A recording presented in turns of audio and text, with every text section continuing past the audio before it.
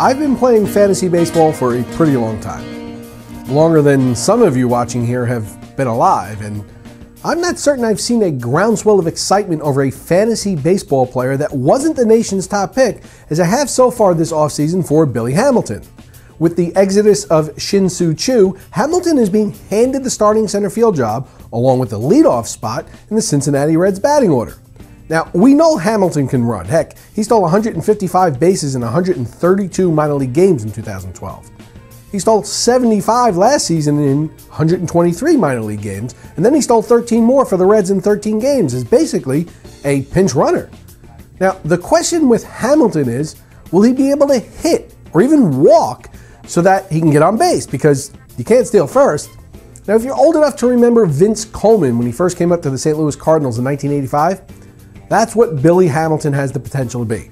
If you're not old enough to remember, go take a look at his stats and you'll see that in his first 3 seasons, Coleman swiped 110 bases, 107 bases, and 109 bases with absolutely no power, but a serviceable batting average. Coleman ended up to be a .264 career hitter with an on-base percentage of .324. Now, if Billy Hamilton's production in the batter's box turns out to be anything remotely like that, he's going to be a fantasy stud for the next few years, or as long as his legs and health will carry him. So, how much would you pay for a stolen base in an auction league? Would you pay 35 cents per base? Would you pay $35 for someone who stole 100 bases?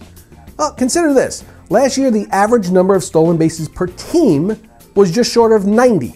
That's 90 bases for the entire team. That's the lowest number in baseball since 2005. And the lack of running had a direct correlation on the number of runs scored in the league.